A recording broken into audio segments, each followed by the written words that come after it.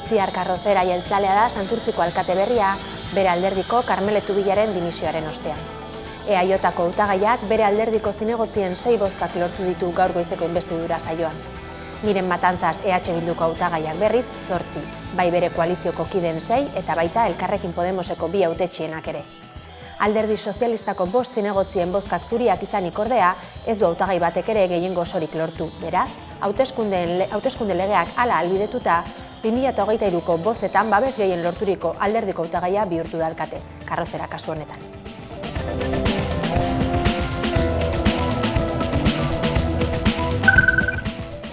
Nafarroako parlamentuak hemendik aurrera Sadar futbol zelaiko segurtasunaren ardura foruzaingoaren esku egotearen alde egin du. Ostegun honetan bozkatu dute honen inguruko mozioa eta EH Bildu eta Geroa Bairen aldeko bozei esker onartu dute. PSN, Kontigo Zurekin eta UPN abstenitu egin dira. Erabakia pasaden otsailaren 21ean Osasuna eta Real Madrilen arteko partida batean Espainiako poliziak kargatu ostean hartu dute. Euren ekintzak gehiegikeria gisa deitoratu zituzten izan ere hainbat alderdietan elkarte.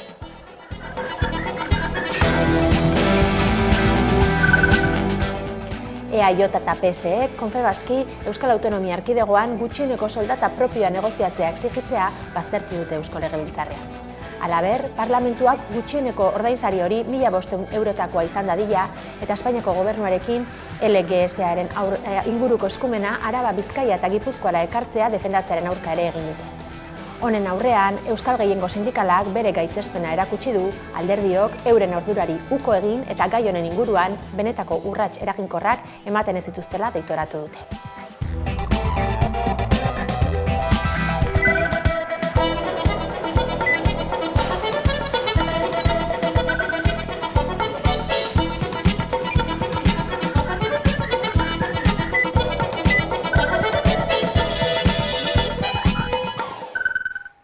Gabon guztioi eta ongi etorri martxoaren 5eko albistegira. Itziar Karrozera izendatu dute gaurko inbestidura saioan Santurtziko alkate berria. Bertan izan da Xabi Ealo. Eusko Alderdi Jeltzaleko Itziar Karrozera izango da hemendik aurrera Santurtziko alkate, hala agintzen baitu hauteskunde legeak izan ere, gaurko inbestidura saioan hautagairik batek ere ez du gehiengorik lortu, beraz legeak hala aginduta 2023ko udal hauteskundetan zerrendarik bozkatuenari dagokio alkatetza hartzea. Itziar Karrozera Fernández. Eusko Alderdi Jeltzaleko Itziar Karrozera izango da Santurtziko alkatea. Ostegun honetan izan da inbestidura saioa, 2 hautagai zeuden alkatetzarako lehian, bilkuran baina PPk ere bere burua aurkeztu du. Bozketan batek ere ez du lortu gehiengo osorik, beraz legeak dio aurreko udal hauteskundeetan zerrendarik bozkatuenak eskuratu behar duela alkatetza, hori dela eta Itziar Karrozerak aginduko du Santurtzin urrengo bozak izan arte. Erantzukizunez, ilusioz eta errespetu handiz, hau pauso ematea ez da edozein gauza eta nire asmoa da horrela jarraitzea eta batez ere humiltasunez eta hurbiltasunez mantentzea. Nik eskaintzen dut nire eskua, alderdi guztiei eta biztanle guztiei gurekin batera aurrera eramateko herria. Aldeko 6 bozka lortu ditu Karrozerak, EH Bilduko Miren Matanzasek 8, koalizio subiranistakoak eta Elkarrekin Podemosekoak, eta PSek zurian bozkatu du. Baina guri gau Santurtziko herriak esan diguna da, ondo zoazte, segi horrela, bide horretatik, eta zentzu horretan aurrera, gauden bidetik jarraitu besterik ez. Nik espero dut gauza bera, beste urte bete, alperri galduta segurazki. Emango diogu aukera bat, ikusiko dugu zer pasatzen den, baina oso denbora gutxi da eta pertsona berberak dira eta politika berberak dira. Karmeletu Bila alkatearen dimisioaren ostean egin dute inbestidura saioa eta udaletxe parean herritarrak osoko bilkura jarraitzen izan dira. Espero dugu Miren izatea. Bizi dugun egoera, horri erabat buelta eman behar zaio, eta haize berria, Santurtzin. Bilkuraren ostean alkate hautatu berria plazara agertu da eta jarraitzaileak izan ditu esperoan. Gauza bera gertatu zaie EH Bilduko zinegotziei. Bingen Zupiria Eusko Jaurlaritzako Segurtasun Sailburuak azalpenak eman ditu Legebiltzarrean otsailean Sestaon izandako liskarren inguruan. Bi pertsona ospitalera eraman zituzten istiluen ondorioz, ertzaintzaren kargen ondorioz, eta horietako bati ebakuntza egin behar izan zioten Barrabiletan. Bingen Zupiria Eusko Jaurlaritzako Segurtasun Sailburuak otsailean Sestaon izandako gertakarien inguruko azalpenak eman ditu Eusko Legebiltzarrean. Hain zuzen, kalez jantzita zeuden bi ertzain eta herritar batzuren arteko liskarren ondorioz, bi pertsona ospitalera eraman behar izan zituzten. Hoietako bati gainera ebakuntza egin behar izan zioten. Hoiek horrela, Zupiriak azaldu duenez, ertzaintzaren barne arazoetako buruzagitzak kasua ikertzen ari da. Izan ere, Sestaoko ertzain etxeko arduradunek bi agente hoien jokabideak irregularrak izan zitezkela antzeman zuten. Poliziaren kontrolerako batzordea ere auzia ikertzen dago, lesio larriak baitaude. Dena den, sailburuak jakinarazi du liskarretan parte hartu zuten ertzainek araudia aurratu zuten argitu nahian daudela. Uniformez jantzita laguntzera hurbildu ziren agenteek kamerak itzalita zituztelako. Ikerketa zabalik dago oraindik eta irudiak biltzen ari direla adierazi du Zupiriak. Otsailaren 22an Sestaon gertatutakoa argitzeko. Hala ere, ertzainek indarra erabili izana baieztatu du, baina ez du zehaztu horren arrazoia. Tolerancia cero ante cualquier conducta irregular. Defensa firme del prestigio institucional de la Ertzaintza y respaldo absoluto a la inmensa mayoría de las y los agentes que desempeñan su trabajo con profesionalidad, ética y vocación de servicio. Istiluetan parte hartu zuten 3 herritarrak atxilotu egin zituen ertzaintzak, agenteei eraso egitea egotzita. Lagunek salaketa aurkeztu zuten eta naiz eta otsailaren 24an epaiketa azkarra egin behar zuten, ertzaintzaren eskariz bertan bera utzi zuten. Legebiltzarrean talde politikoek kameren inguruan azalpen gehiago eskatu dizkiote Zupiriari. Gailu hauek behar bezala erabiltzen ari ote diren azterketa abiatuko duela erantzun du. Hala ere ez da lehenbiziko aldia soinean dituzten kamera hoietatik ezin dutela informaziorik atera. Iker Aranaren auzian ere itzalita baitzeuden. Euskal Hedabideen urtekaria 2025-2026 argitaratu du Beategiak eta aurten aurkezpena Euskal Irratien egoitzan egin du, Uztaritzen. Euskal Irratiek presentzia nabarmena dute aurtengo alean. Dena den, edukiei dagokionez, lehen artikuluak urtearen errepasoa egiten du eta euskarazko hedabideei loturiko gertakizun, erronka eta egitasmo nagusiak aletzen ditu. Euskal Hedabideen urtekaria aurkeztu du Beategiak aurten Euskal Irratien estudioetan Uztaritzen. 11. alea da honakoa eta 2025an Euskal Hedabideen sektoren emandako urratsak eta ikerketa jasotzen ditu eta 2026ra begira jartzen gaitu. Horrekin batera gordailu lana ere egiten du Beategiak aurrerantzan garai hau arakatu nahi duenarentzat informazio bilduma aberatsa osatuz. Bada errekor historikoa lortu dute euskara hutsan lan egiten duten hedabideek. Errekor berri bat badagola, gainditu delako langa hori, eta 41 milioi bisita pilatu ditu Euskal Hedabideen sektoreak. 60 komunikazio webguneren datuak hartu dira aintzat. Batzuk badira bokazio eta lanketa nazionalekoak, badaude beste batzuk diranak tokikoak, badaude beste batzuk tematikoak ere diranak, eta mintzo direnak zientziaz, dantzaz, bertsoaz eta bestelako gaiez. Datu horiez gain guztira 13 artikulu eta 26 parte hartzaileek osatu dute 2025ko urtekaria. Hedabide ezberdinen inguruan, sektorearen atal bat dugu hedabide ezberdinen inguruan, eta gero badugu beste atal bat, artikulu luzeagoak eta sakonagoak, ikerketak, martxan dauden ikerketak, 2025an egin diren ikerketak, komunikazioan esparruan eta Euskal Hedabidei eta euskarazko komunikazio esparruari eragiten diotenak eta ekarpena egiten diotenak. Artikulu luzeen atalean ikerketari eta azterlanei egiten zaie lekua, eta aurtengo alean lantzen diren ikerketa horien artean bat azpimarratzearren Mondragon Unibertsitateko Ane Zuazu Bizkarriñarra eta Eneko Bidegain Airek Lea Artibai Mutriko eta Busturialdeko hitzaren eta 11aren balio soziala aztertu dute. Ez dago zalantzarik euskarazko bidabide hauek gizartari egiten dioten ekarpenaren inguruan maila sozial eta kulturalean. Eta eremu ekonomikoan ere dio jasotako diru laguntza baino desientez gehiago itzultzen diotela gizarteari bi kasuetan. Bada urtekariak jasotzen dituen gainontzeko artikulu eta xehetasuna jakina ezkero, sarean daude irakurgai Beategiaren webgunean argitalpenak atalean. Martxoaren 5etik aurrera, Ninja Laukiduna filma ikusgai izango da Araba, Bizkaia eta Gipuzkoako aretoetan. Zinema euskaraz ekimenari esker, abenturazko istorio hau euskaraz gozatzeko aukera izango dugu.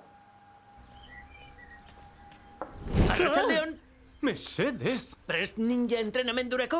Gauza batzuk prestatu ditut. Bada ez badan? Kontua da planak ditudala.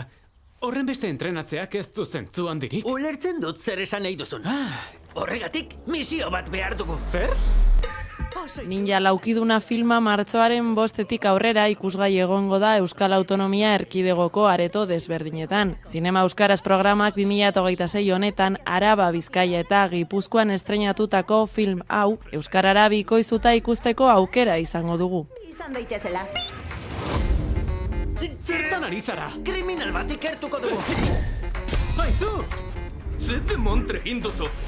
Eusko Jaurlaritzako kultura eta hizkuntza politika sailak bultzatutako programa hau, herritarrei euskaraz bikoiztutako filmak helaraztea arduratzen da, zinemagintzan euskararen hedapena sustatzeko. Zure arazoei bizkarra ematea, ez da konponbidea.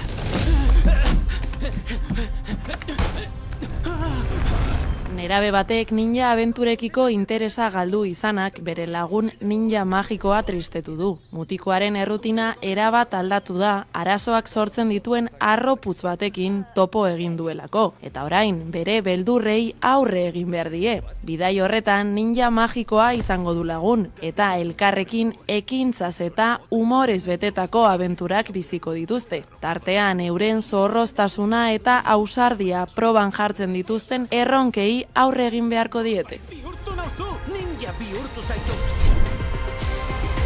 Ninja laukiduna! Sorrera! Kaixo, ze de montre! Kapitainik abezoazte? Martxoak 8 ia bertan dugu jada. Hainbat taldeek deitu dituzte hainbat mobilizazio Euskal Herrian barrena, talde horietako bat da Itaia, eta mobilizazio horiei eta feminismoarekin loturiko beste hainbat aferi buruz hitz egiteko gonbidatu dugu gaurkoan gurekin hitz egitera Nadia Perez erakundeko kidea. Eguerdion, Nadia, mila esker gonbidapen onartu izanagatik. Bai, zuei gonbidatzagatik. Esan bezala, martxoaren 8ko atarian gaude, zein da egun horretarako Itaiatik prestatu duzuen egitaraua? Bueno, guk martxoak 8 nahi genduna zan batez ere, martxoak 8 burruka egun bat bezala zabaltzea, aspaldin ematen dolako, agendan hor tokatu zaigun egun bat dela martxoak 8 ez, eduki politiko askorik gabekoa, baina gure ustez, importantea da, pixkat eukidon izaera iraultzaile horri edo berriro heltzea, eta benetan emakume langileen zapalkuntzan aurkako burrukan lan ideologiko eta politikoa egiteko egun bat izatea. Eta orduan, zentzu hortan, mobilizazioetaz aparte guretzako oso importantea da, duela aste batzutatik ja martxan daukeun dinamika bea indartzea ez, batez ere mobilizazio baten aurretik egiten dan lan horrek baimentzen dizulako jende pila batekin lan ideologiko bat itea, eta lan politiko bat itea, eta horregatik, aste hauetan ere eduki ditugu egitarau ezberdinek, dinamika horren baitan, hitzaldi, ekintza eta bestelakoekin, eta horri indarra eman nahi izan diogu, eta eraberen, igande hontan, martxoaren 8an mobilizazioekingo ditugu eskualde ezberdinetan, eta nahiko genuke mobilizazioiek balio izatea, erakusteko benetan emakume langileen zapalkuntzan aurkako burruka hoi kalen daula, kalek hartzeko prest gaudela, eta emakumek ere burrukan lehen lerron egongo gehala. Aurten aukeratu duzuen leloa emakume langileok askatzeko batu borrokara izan da, zergatik aukeratu duzue saldi hori?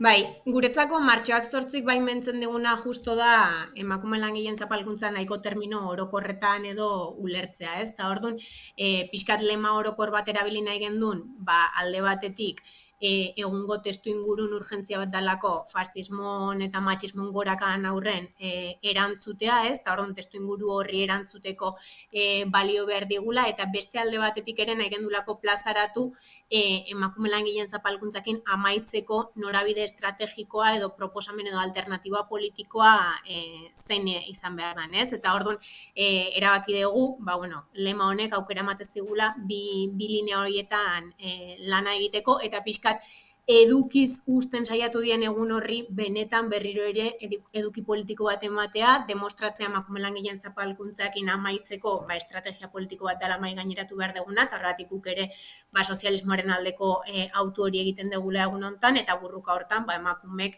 eduki behar dugun papera edo azpimarratzeko. Emakumeon zapalkuntza ulertzeko, klase ikuspegia ezinbestekoa da zuen ustetan, nola zeharkatu edo eragiten gaitu klase horrek emakume hori?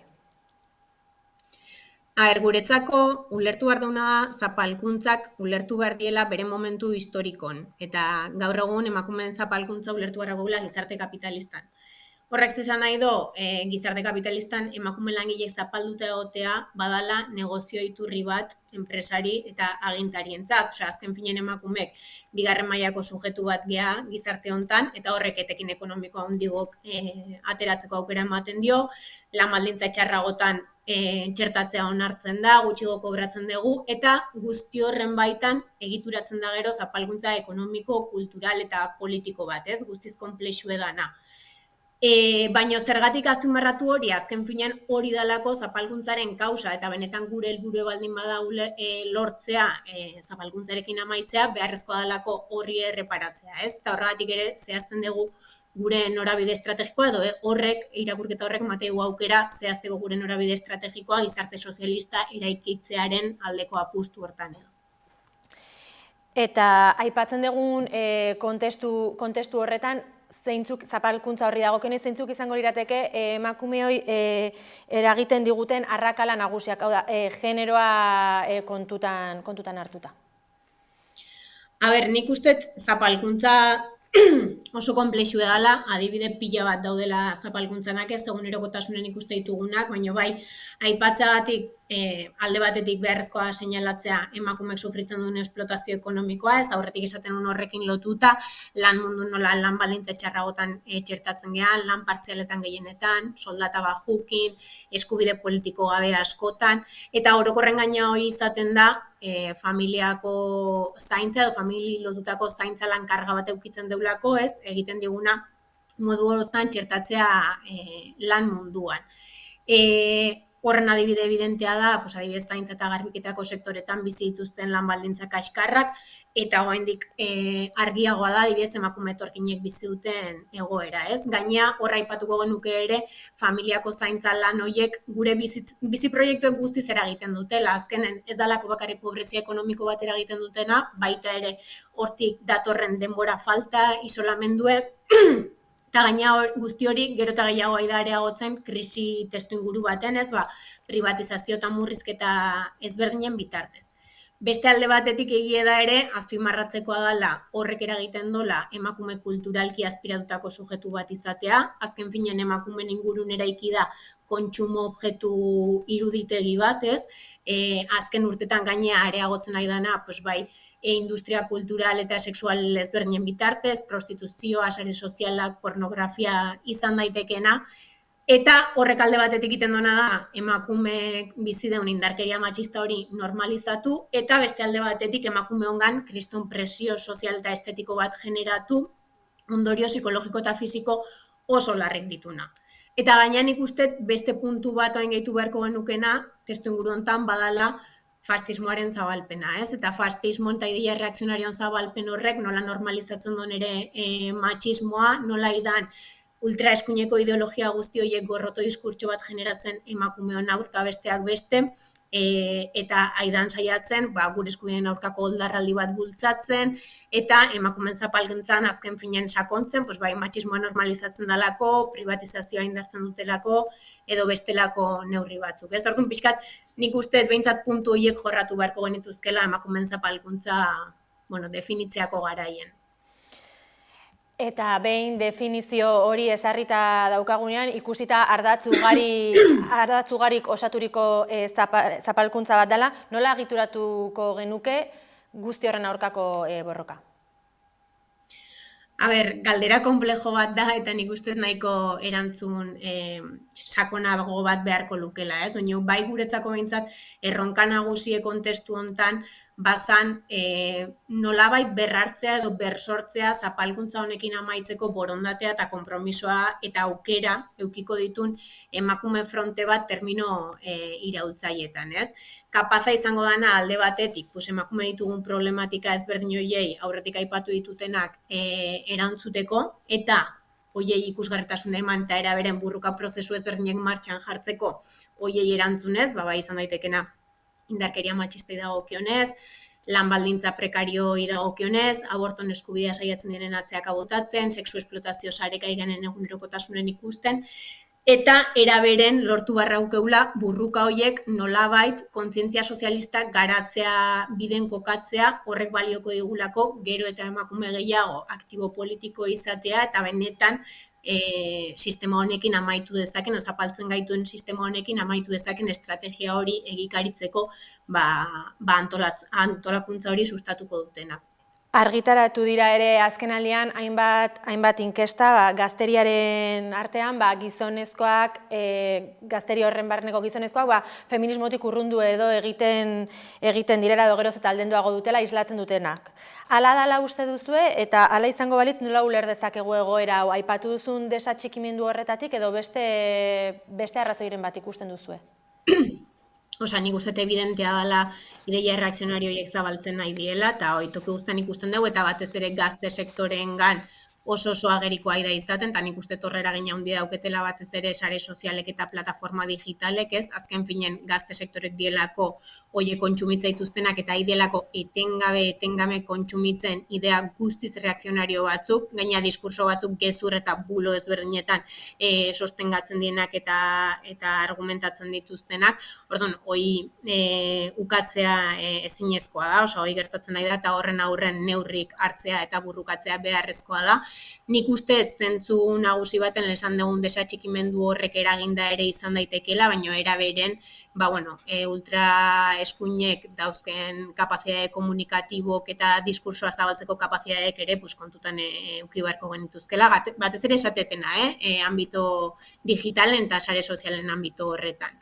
Alaren bai gustoko zaiten remarkatzea, naiz eta gazte sektoren zabalpena eukitzen nahi den ideia hauek, badagoela ere beste sektore zabal bat horri erantzuten diona, eta Euskal Herrian ere aigala ikusten, gazte sektore bat fascismon kontra burrukatzeko prest dauna, erakutsi duna hori kale mailan eta hori ere azpimarratzea beharrezkoa dela, bestela ematen nolako beti gaztek ez diela moitzen edo moitzen badie termino reakzionarioetan moitzen diela eta ikustea beste aukera hori existitzen dela, badala arrazoi bat, esateko begira, hau benetan egin daiteke eta sustatzen badegu burruka antifasista hori, erantzune potentea izan daitekeela.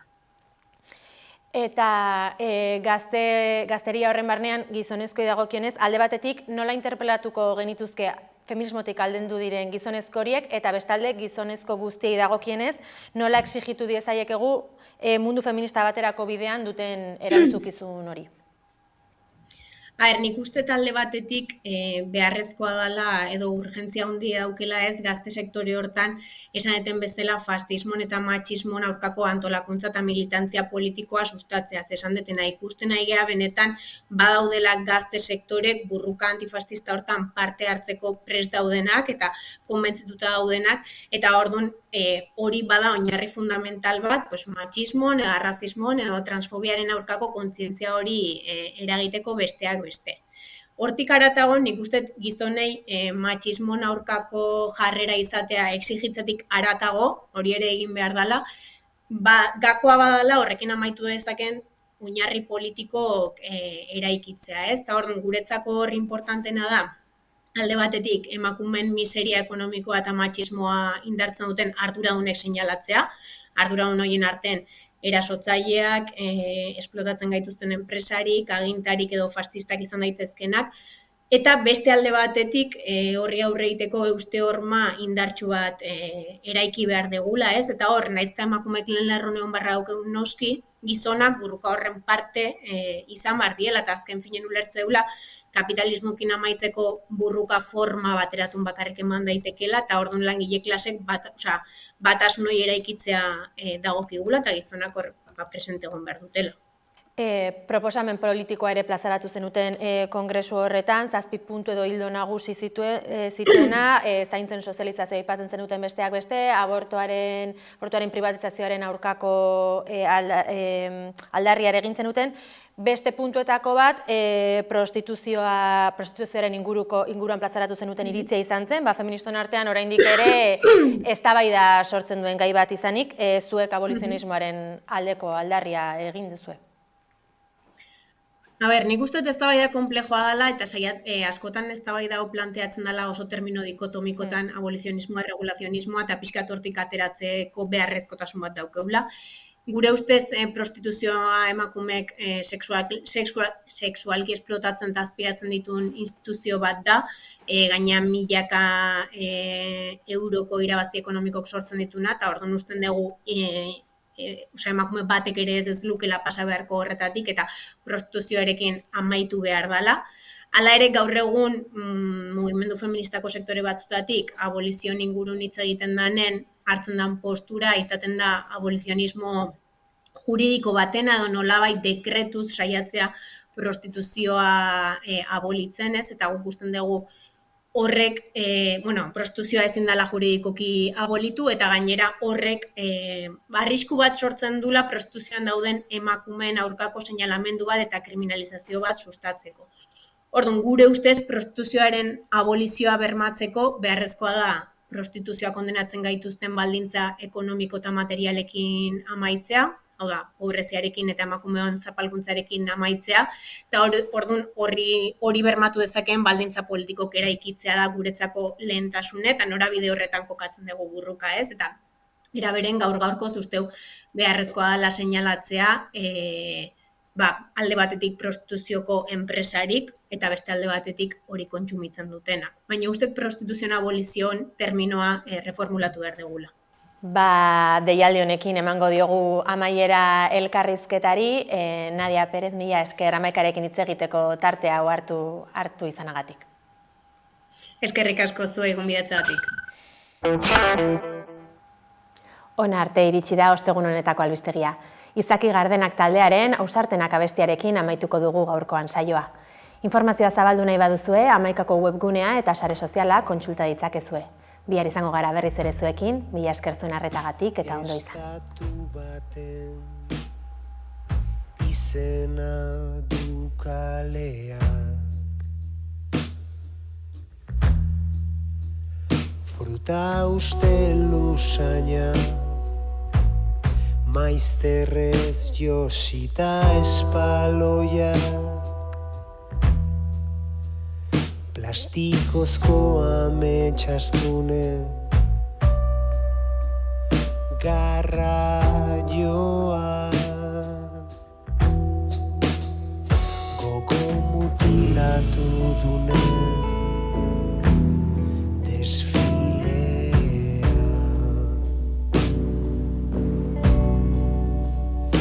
orduen araberako isuria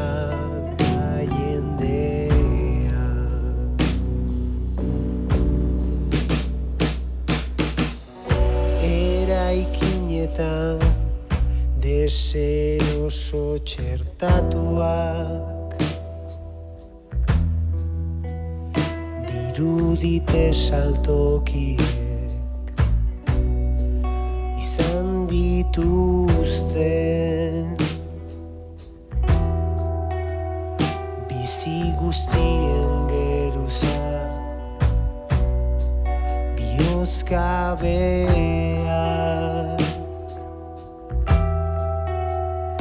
nabari zaizkie agerian dituzte ezin jakin kanpokoa den ala barrukoa beiraten zi